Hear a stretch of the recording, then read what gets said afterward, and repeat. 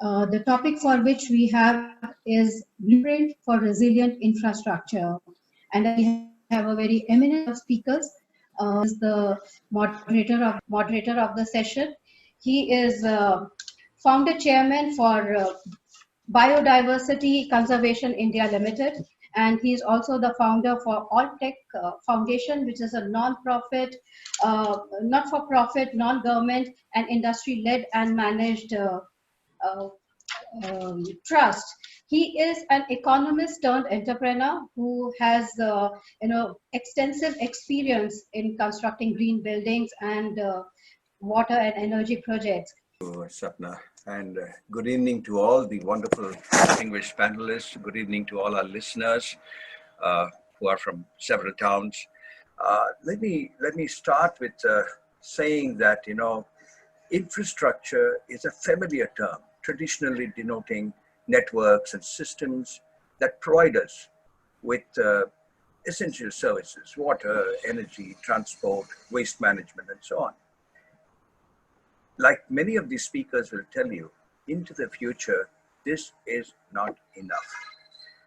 Resilience, as the theme today says, is new to the lexicon of sustainability itself. A friend of long years, who is also, I think, one of the participants today listening to this conversation that we will all have, says that he had heard the term resilience only from one friend in his long, 40-year-long career years. A person who used it extensively to underscore that global vision of an environmentally sound world, as you all said before we began this conversation today. So how do we work together? All of you, I'm addressing this to participants who are themselves very discerning minds out there. So how do we work together as leaders in industry to bring that logical conclusion that we all know the world needs, our cities need? How do you deal with inundation threats of the kind, for instance, Chennai saw 3 or 4 years ago, when thousands of workers had their machines, their systems shifted home, just as it happened now past COVID. Large corporations like the IBM have realized it makes greater sense to give away office spaces, cut costs, and bolster bottom lines. You saw this in newspapers even this week. You all know what needs to be done on urban infrastructure. But to see through the prism of resilience is another layer, as this friend told me. Ability to cope with shortages, uncertainties, quotas and restrictions, and so on, demands a great deal of flexibility, as KVR will tell you as we go along. What are the modifications in design? What are those approaches required to meet the needs of altered circumstances? I just had a conversation with architect Vaitha, and he was telling us, giving us a glimpse of what he will offer you as part of that story.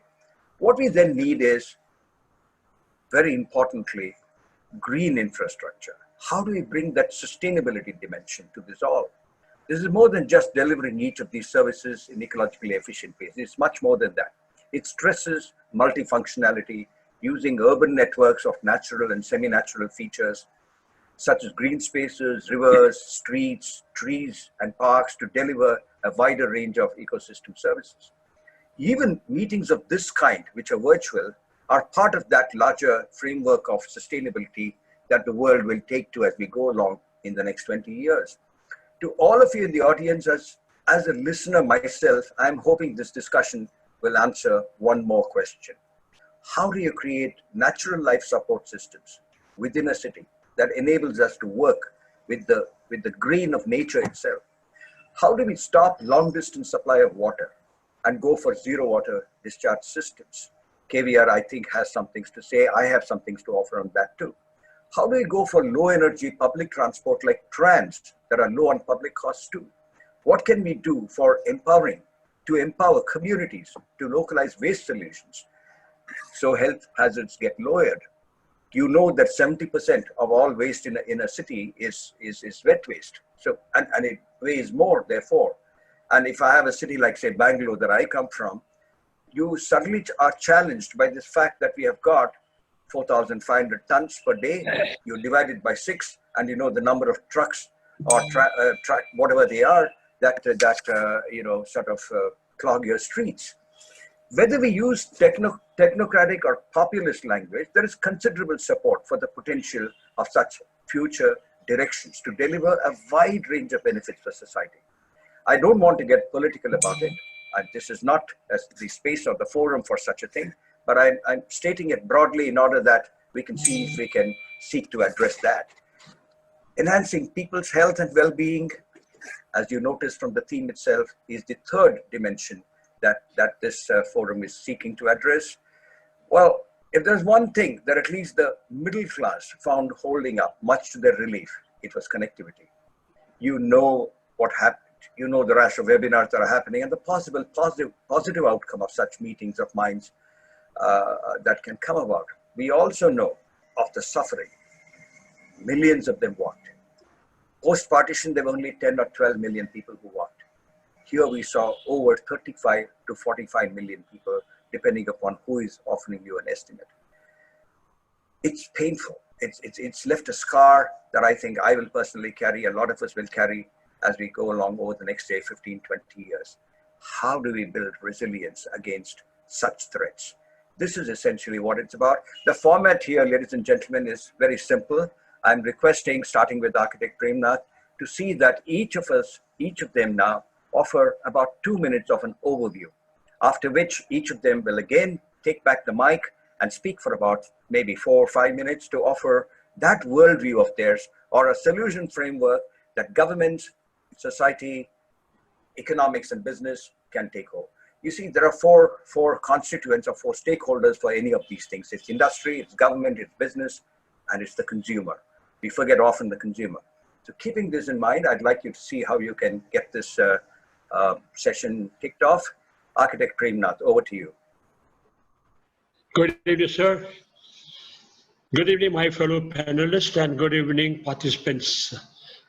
Thank you very much for giving me a chance to begin with.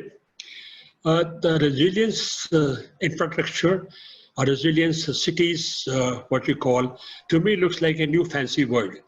This is being used for last around 8-10 years time. I'm an old timer, I belong to last century. When you plan city that time, you used to call them future ready cities. You think of it, our town planning norms are way ahead, even 100 years back, to cover the plan of a city for next 100 years. When we plan our cities over there, we take care of all the contingency required, whether transport, traffic inspection, public spaces, whether we need density, population explosion, the garden green spaces, whether hospitals and schools and health and whatnot over there. That means those plans were really done as a future. There's nothing much, and they are quite resilient.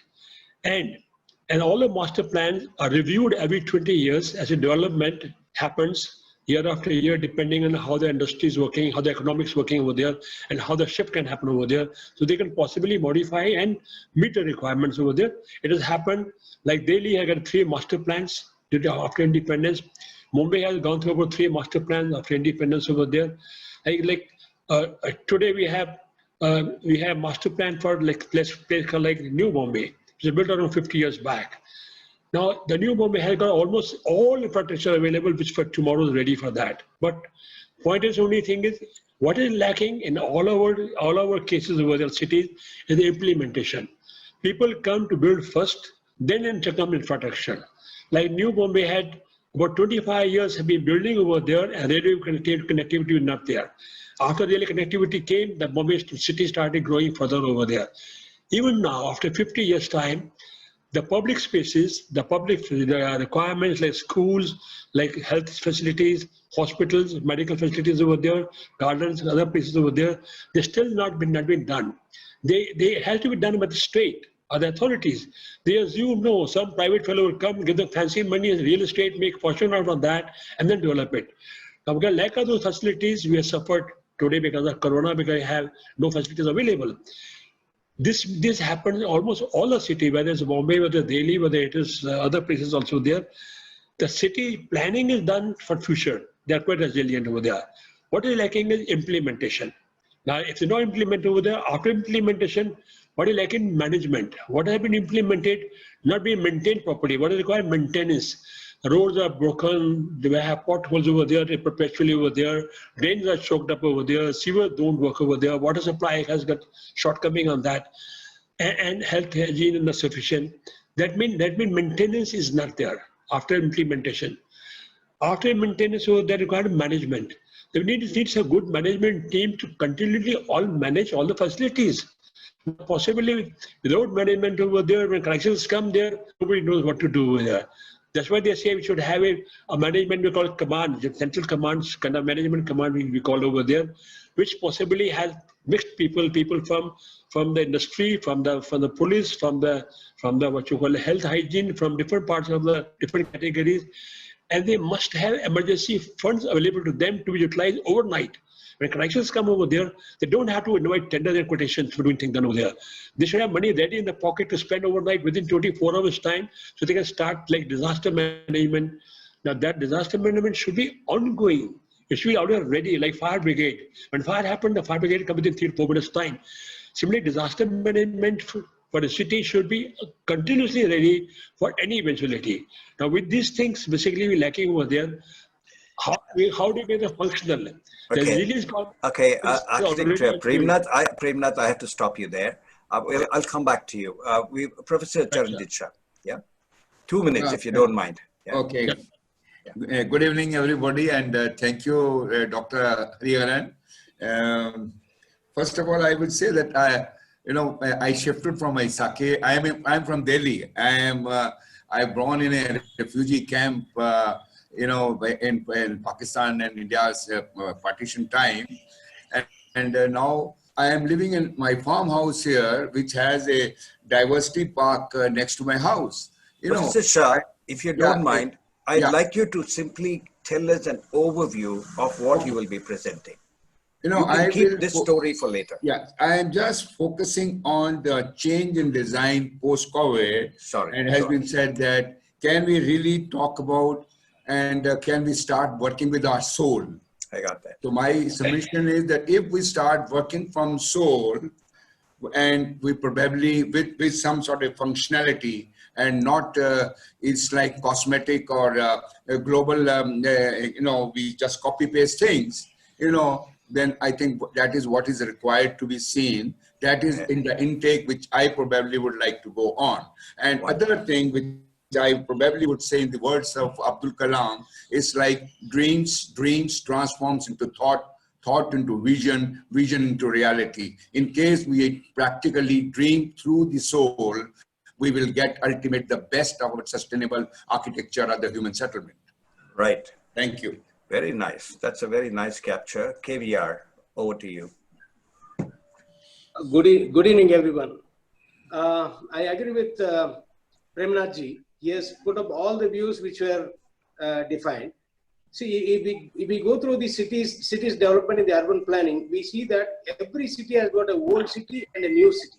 The old city is totally irregularly planned, whereas the new city needs to be developed in such a way that it is a sustainable community.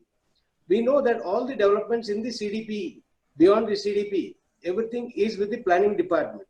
If they can initiate the public transport system, public utility services, the colleges, schools, I don't think so. Most of the population need to the CBD area. This is one thing. Pandemic has shown that people living away from the cities are less affected compared to people who are in the CBD area because of the congestion. This is one concern. Third thing is water and other sustainability is also should be rooted only in the particular areas. So zonal wise, if you create a satellite township and successfully run this satellite township, just connecting it with the main city only for the use of office goers, and most of the children and household people can be within the 5-kilometer radius. That's nice. That's nice, KVR. Somewhere we will get to that. I'd like you to see if you will listen to the other speakers when they expand upon their themes, and then reflect on what you just now told us as the core. You are the first engineer. We have had 3 architects here and 2 engineers. I will come to the next engineer, Akhil, right now, and after that we'll go to the other engineer left in this team. Akhil, over to you. 2 minutes, please. Yeah. Yes, please. Hello, everyone. I'm from Bombay, and like sir said, I'm an engineer, so I'm going to look at things from the perspective of an engineer. We're living in a data economy in terms of how data can be used to increase resilience. So you have to look at data from two perspectives is what I'm going to cover in some sense. The first one is remote intelligence of assets already constructed, whether they are master plans or single buildings. If we can create a feedback loop of information, we can see how these assets can be made more efficient and more productive. Same way when you're talking about data, the people who are constructing our projects today are laborers who are not as educated. But with that said, they already have the access to where data comes from and give back data to us. So how do we use that data to build faster, to build more efficiently? So those two things from a data point of view. The other 2 points that I'll be covering are to do with, like the architect Premnath has said, and even with regards to maintenance, is a circular economy. How can we get simple things, and especially in the COVID times, we've realized is food. How do we get food from a closer vicinity rather than going far away for having that done? So these are the few points I'm going to cover. I hope I've done that well. You've done it very well. So that leads us to the last on the panel, Architect Jayant. So that's the third architect on the panel. No one has so far spoken about city and equity. You know, every third person that you see in a city lives in a slum. As an architect, I don't know if you want to address that, but I'll leave it to you. Over to you, Architect Jayant. Yes, I think you made a very interesting point, which is the city and the equity, right? Like, you know, I mean, if you look at, I'm going to look at the COVID as kind of an opportunity given to the architects to probably correct the course of the design strategy. As Saranjit sir has said, that is probably where probably designing with a soul is also one of the way, but also at the same time kind of correcting the deficiencies in the city planning, right? Correcting probably the right way of living, right? Like, and probably the way the entire thing can be addressed is that altering the design strategies now, what is it actually would be now required, and at the same time looking at that how the infrastructure construction can be addressed in terms of migrant labor to sort of how do you kind of give a rise or a push to the self-sustainable communities. Maybe this is the right time to address the affordable housing seriously, you know, and how do you kind of recreate the spaces which are really generating the fear of the pandemic. There are large open spaces, there are enclosed open spaces. So how would that transformation would occur post-COVID? That is something which is I would like to cover, and what direction that will be going. I got you. Over to you, Architect Premnath, for, well, it's close to 6 now. I think you can take about 4, maybe 5 minutes.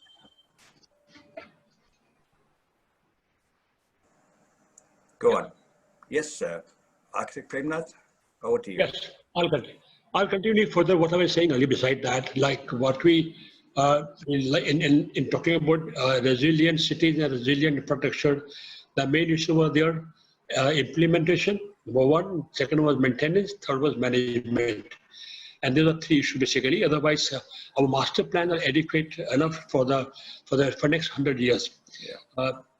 Coming to that, like today, after going through this COVID, we had realized all of a sudden everybody, the health and hygiene is a priority.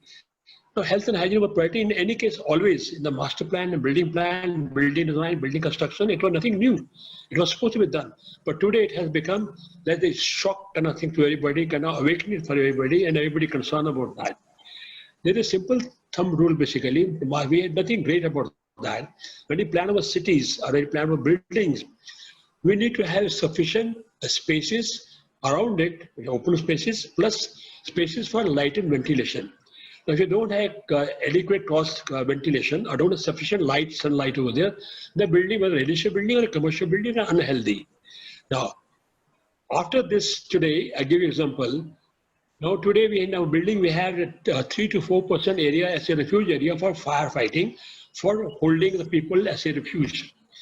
Now, health point of view, today now onward, people who are healthy, they'll be able to work in the offices. People who are not healthy, they won't work. They'll be able to work from home, or they won't be able to work on that.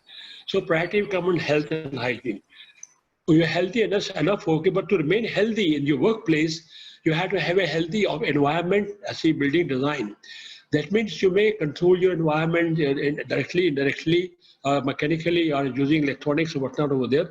But if you have, instead of adding additional area, refuge area, you add an additional area called break point area. Now every floor should have a break area on the east side and the west side. In the morning and evening, people can afterward every couple of hours can go to break, breathe fresh air, and have some sunlight, which will be very germicidal, be very healthy, and this become a kind of concern and healthy kind of feeling basically.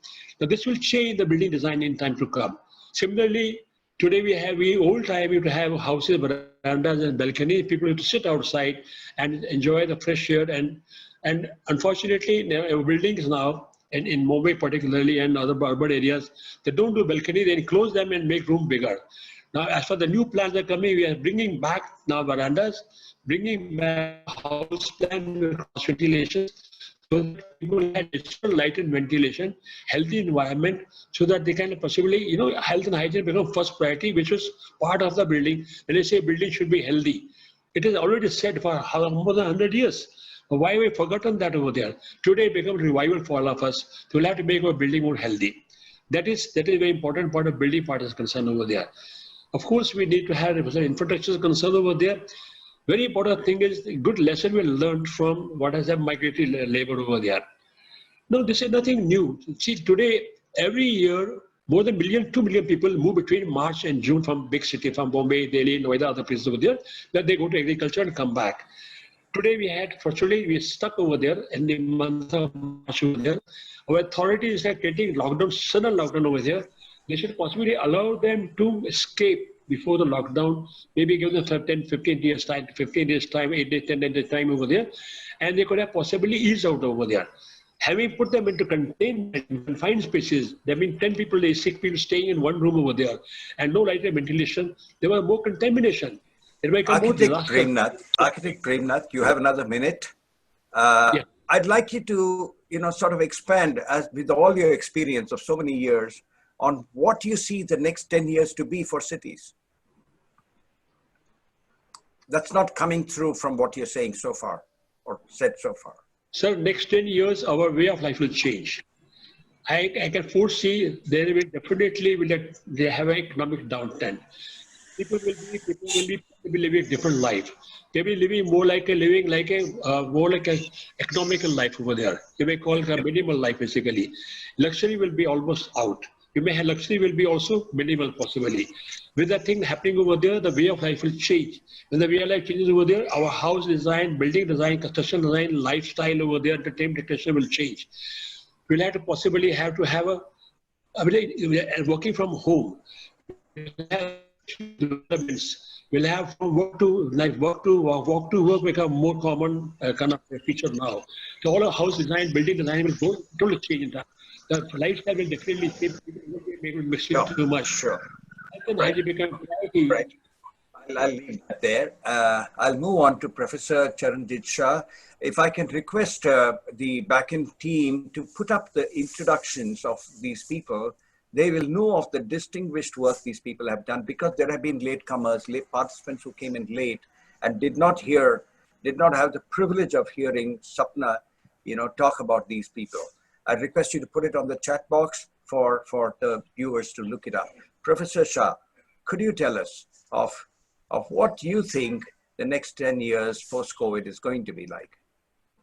I would rather find I'm very optimistic. The lifestyle, the human settlement, and the human behavior probably has lasted for many centuries the same, and probably it will be the same. it's like a temporary phase, and you cannot avoid tourism. I cannot avoid recreation. I can't avoid public spaces. I was seeing the TV that, Paris people or in Europe people are, even in COVID, people are just full in the restaurant, sitting outside, having a cup of tea and having their lunch there, and they said, oh, hell with COVID. They are not bothered.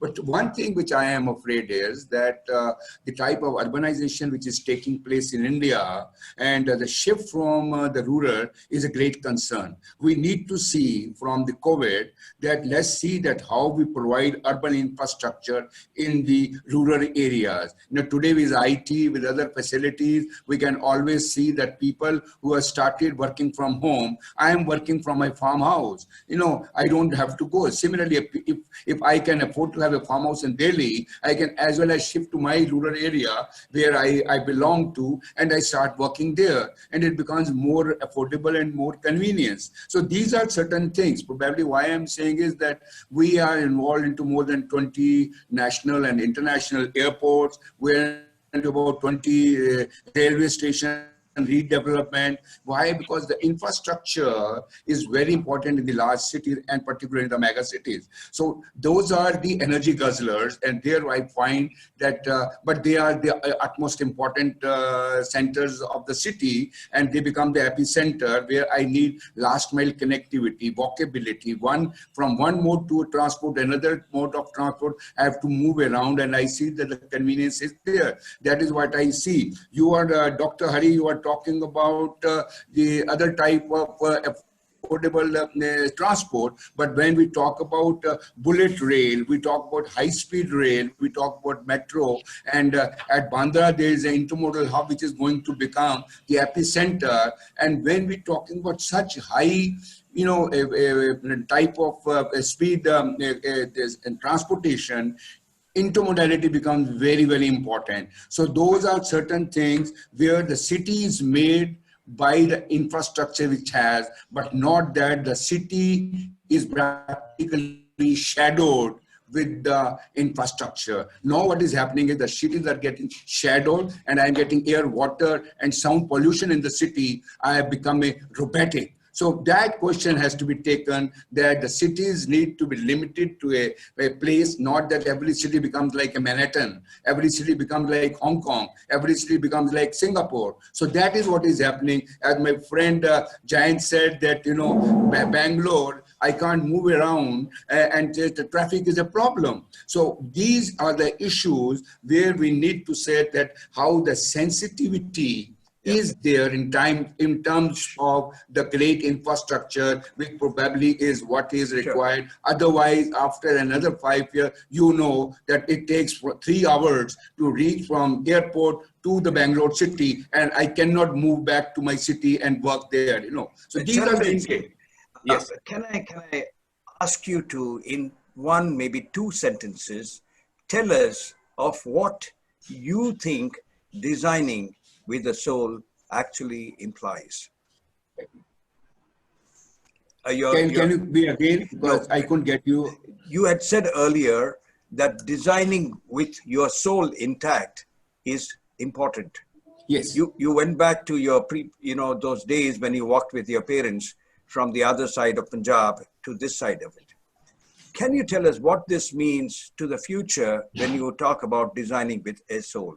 So I said, I'll tell you, sir, what we experienced, we did Chennai airport, we did many other airports. When we were doing Bhubaneswar airport, Varanasi airport, even Kartarpur corridor, we thought, let's not go to the rat race of global transformation only. So we, in Bhubaneswar, what we tried, let's see how we put soul into the design. So we made a Jagannath chariot.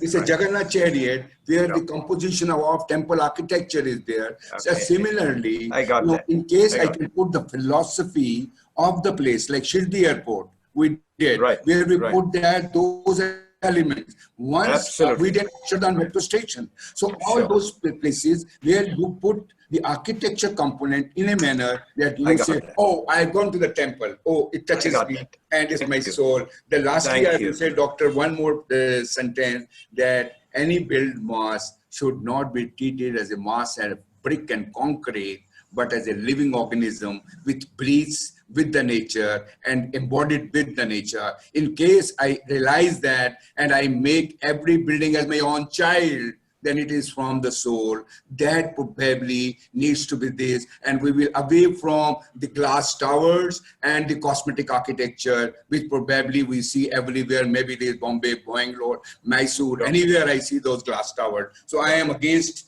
that sort of an architecture, which is nothing but cosmetic, but let it be organic. Wonderful. Thank you. Wonderful. Thank you so much. KVR, your turn. You wrote about, or you want to talk about, the need for self-contained communities. You are talking about development of the future that offers hassle-free city living.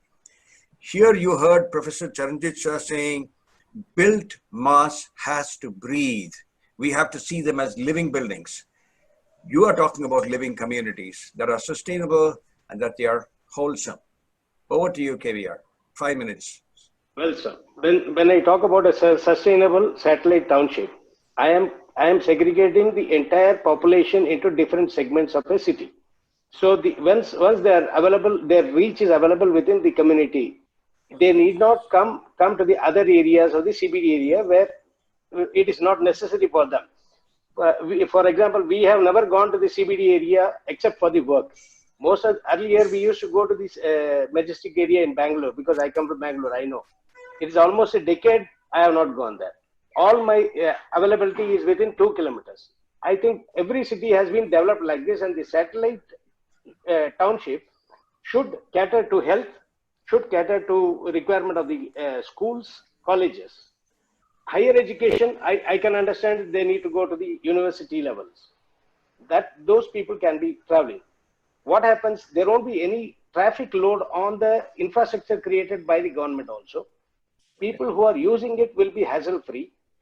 They'll be real users who can reach in time. As Jayant said, we face the problem in Bangalore that we take almost 1.5 hours earlier. Now, after COVID, we are seeing that this traffic situation has eased a lot. People are reaching Whitefield in 1 hour now. Earlier, they used to take 3 hours. So we need to decongest the city. This is my concept coming from. So I think that this is the order of the day, and this is going to be the order of the day. Wonderful. That was far shorter than I expected it to be, but I think you captured it nicely. And to all of you out there as listeners, I must now confess that while we have 3 architects, that is the majority are architects and 2 are engineers, I must tell you that 3 of us are from Bangalore and 2 are from Bombay, and you can only blame Sapna Srivastava for having got this kind of imbalance, shall we say. We have nobody. I think, well, we have Professor Charanjit Shah from Delhi, and he didn't have very complimentary things to say of his city, and I'm not going to make that public to you all. Now the turn I'd like to think is that of Akhil from Bombay, Akhil Ganatra. Your brother is also listening to you, so you'd better be careful of what you say. Hello everyone, it's great to be on this panel. We've got some, how do you say, very grounded and experienced people, and they've seen how the industry has grown. As I said in the beginning, that we're moving into a data economy whereby if we track, which means the definition of resilience in itself is changing over time. In which case it becomes really important, and we already have the technology to do it. Intelligent building management systems have become a checkbox currently, whereas using them for seeing how an asset or infrastructure is used in terms of its densities, in terms of its flow, even in terms of increasing their efficiency. For example, any asset can be built up to become a net zero energy project. It's about investing, making money back, and reinvesting. So the first I feel very important point is that we have reached a stage in life where resilience and the environment around us is changing much more dynamically than we ever have had. So by having data sensory points and designers especially staying engaged as the asset operates, because typically like Charanjit sir is there, Premnath sir is there, they would design the asset. Once the operator is engaged, they're out of the asset. If the same designers, whether they're engineering designers or architects, could get a feedback loop of what's happening or what they originally thought of designing, the efficiency of the same asset can keep going up as time goes by. So that's, sort of one central point I think is very important in terms of data intelligence. The second thing we feel very consciously of is part operability. If any of the cities we're talking about today, Delhi, Bombay, Bangalore, if you look out of the window, you will see innumerable amount of construction happening and the asset of the city is getting blocked or is getting dead. How can we start building things in parts so that they can start getting occupied? At a psychology level, people will have to also adapt to it, is because they have to know as consumers that construction technology has become more dry and modular. And when it comes to safety, it can be very well managed. So even when we are looking at these skyscrapers coming up and 7 years, 8 years, it's just a construction site. You look at the metro construction, large parts and strips are blocked away from the city. How can that be done more clinically, which means giving spaces back to the city or giving spaces back to the people who are going to occupy it? In terms of what you've mentioned with regards to labor and how migrant labor is currently getting dealt with, what's happened is that we're conveniently ignoring them at this point in time because their level of education is a lot lower. You're almost thinking to yourself that, okay, these guys are just going to come and do the work they're supposed to do. But now all these people have got data in their hands. They've got phones in their hand to be able to track productivity. At the bottom of the pyramid becomes really important because only with productivity you can give socio-economic benefits to them. And socio-economic benefits have to be result-oriented, because if you start giving people who are not achieving productivity these benefits, you're just going to get a more lazy economy. So data needs to go down straight to the bottom of the pyramid as well. And sort of last point, as we've been talking about, and so most of everyone, and especially KDR sir has spoken about it, is how can you have a self-sustaining community? In India, we come from a farming economy. So secretly, if you think to yourself, within 100-kilometer radius of any city that we're living in, we should be able to produce bulk of the food we need. We don't need to import it. What is important is, because the weather is changing so quickly, we have to define the grades of our farms. Natural farming independently may not service food, but we can do temperature control, humidity control. So there have to be scales and grades of farm that can generate produce for fulfilling a city even. And when you talk about towns, villages, it becomes even more easier. So that's all from my end. Very nice. Extremely passionate. You're the baby of the team, but I think you made a great deal of sense in what you said. You're right about this, that 700 million of us live in the other 98% of our natural ecosystems and lands. There is no more than 140,000 square kilometers of our cities, which 7,900 cities, and we have 35% of our population staying here. I will move to architect Vaitha, Jayant Vaitha, and thank you, Sapna. Grateful to you for having posted all their profiles on the chat box. I'm sure that it helps our viewers and listeners. Over to you, Jayant Vaitha, for your take on where you think India's cities are going. Yeah, in terms of resilience. Yes. Thank you so much. And looking at how it's been summarized earlier, Premnath sir has talked about town planning need and the way the present city is designed, while Charanjit sir has said about designing with the soul, right, which is very important. While Akhil has made very important point, as any millennial would probably make, is that design with the data, right? Which is very logical steps of that. So you have and KVR sir has spoken about the self-sustaining township, which are like a cluster of that. So it's kind of probably, I think it's a great to see that when you integrate that, where do you get the, what kind of cities do you get, right? Like, do you sort of have the cities which are the present cities, what you look at it, they are designed sort of practically mechanically, right? Even in the city design, you don't see that much of a soul, right? Like most of our cities lacking the city centers, right? The urban centers are open. Now you see probably more and more requirement of people like to be more outside than within a closed environment, right? So where are those urban spaces which you see outside India so much? Plaza, piazzas, squares. In India, it's not there. Town planning has not taken care, or is very little done on that. Maybe the KVR, sir, what you said, the self-sustained township would probably take care of people's requirement of be a the right balance of the public and the private spaces, and what probably importance is to that what direction the cities will take. Yes, there'll definitely be sustainable communities increasing more and more with his link to the center, because the businesses are sort of scattered all over. Transportation still would be one of the issues, but yes, the COVID lockdown has proved that sustainable community is probably the right way. There's also would have to be based on the data which is coming out. It says that there'll be a good rise of affordable housing construction, right? Because now the people are realizing that yes, the housing need to be affordable to the people.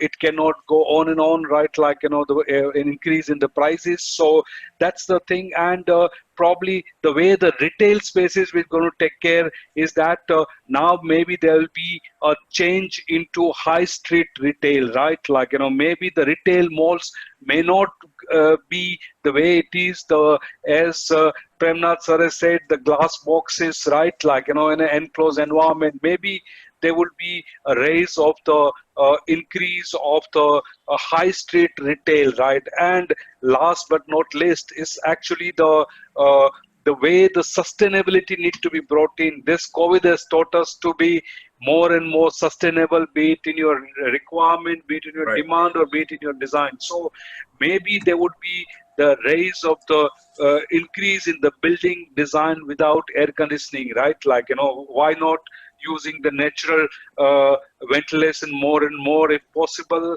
be it in public spaces, maybe on a larger building like even airport, right? Like, in India, we always lived without air conditioning probably 20-30 years back, right? Like, so why not? We are sort of this is something the sustainability always teaching us, right? So optimizing the water sanitations, and not even the last but the least is that how do you make it a pandemic proof design? How do you make the design for happiness, right? Like, how do you, there is a standard in place called wellness standard, right? Like, why there cannot be a standard which is, you can call the pandemic resistant design standard, or sort of pandemic proof design standard could be probably brought in, right? So what I see is that the cities will change drastically, the larger offices will break down to the smaller ones. So lot more changes I see in the cities, which is need to be thought through and probably need to get implemented at policy level. That's my take, Absolutely, very brilliant. Pandemic is a proof design standard, design for happiness. If these words are taken seriously and we are able to do as leaders or influencers of decisions in any city, we'll go someplace, I'm sure. KVR, I'm going to break protocol and ask you to speak probably for a minute or so on what you said on waste water management. These are people, these are leaders who come from Bombay and Delhi. they don't understand, I suppose, the gravity of the water crisis that Bangalore has and is going to have for the next 10 to maybe 15 years. We are only number 2 on the top of that very list of offering us dubious distinction. After Cape in South Africa, after Cape Town, it's only us. And what you are saying is about how after treatment of wastewater, industry can highlight needs to those in planning as urban local bodies go to facilitate the guiding of that treated water out into nearby low-lying lakes and so on. But my question to you as an engineer and as somebody who spent 30 years nearly in projects is this. In an STP, you have got 1/2 of the water that you can use. If I've got, let us say, 100 homes, you have got about 60, 70,000 liters of water as daily discharge every day. Post that, 1/2 of that you're going to now direct to a lake, if I were to take a specific example. My question to you is this. Isn't there a way, and there is technology to make this happen today, isn't there a way where the builder says, or the Resident Welfare Association or a residential society in Bombay says that it will take that water, treat it back, and make it like Singapore did. Singapore is a small city, so that's not possibly the best of example. But today, 60% of China's cities treat its water completely, most of it locally, in a way that there is zero water discharge. If people like Colliers International, Jayant and others are here today, if people like Akhil can come up with measuring and monitoring and managing, why is it that builders like you can't do that? Absolutely. This should be initiated at the planning level. See, right now we are supposed to have a zero discharge, but unfortunately it cannot happen. As per the planning authority, before giving the approval, they say that 100% you have to use in the same community. We use it in the garden area, we use for car wash, we use for other flushing system, dual system we use. But in spite of that, in rainy season, you will have a surplus water which will be going out. So if now, you upgraded your technology and post STP, you decided to treat it and use it as drinking water. That's a psychological barrier among the people whether they will use it. The question, absolutely. You got there. Thank you so much for getting there so quickly as leaders. We will go back on the next round. We will possibly we'll put ourselves on the firing line with the Q&A panel. Sapna, you must take over. But we will remember what he said just now about behavior barriers to solutions that are right out there under our nose. You'll remember that. Yeah. And those of you on the polls, if you are taking those polls, I would request you to think of what just now KVR told us about those behavior barriers. Do we want PPPs? Do we want public-private partnerships? Or do we want communities which will evolve their own solutions? Think about it before you write in on the polls. Over to you, Sapna. Thank you, Dr. Hariharan. I now invite Mr. Prateek Mathur. He's the Vice President Business for Prism Johnson Limited.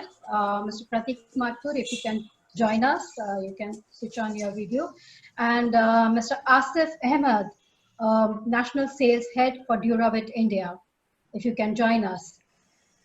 Welcome to both of you on behalf of the panel here. Well, we have put ourselves on the firing line. Yes. You can do what you like with us. Yes. Mr. Asif, if you would like to go first and put up. Sure. Thank you, Sapna, and good evening to all the panelists. My question here, one question, in fact, I have two. One a little more general and another one which is a little more specific to my business and my industry. The general one is we've always been, the government has been doing a lot of initiative on smart cities and growth of cities in the smaller regions across the country. Do you think this is the right time to renew that and, put greater emphasis to development of course, in a very sustainable and in a resilient manner across the countries so that there is a overcrowding problem is also minimized in one way, and we also have job and opportunity creation in those regions which itself will also to some extent probably avoid migration, which where we have seen the huge impact of migration in this crisis. Thank you. We That got is that my question. one question to the panelists. Sure. In fact, one of the listeners, Sunil, has also put up a question very similar to what you're asking. Who wants to take this question on reverse migration, opportunity in the hinterland, and do we want to grow more of these metros, or do we want to have more metros with less as population, more cities with less as population? What do we want? Yeah, I can I. Please. Yes, please. Initially I just put one sentence on this, that that's not the solution.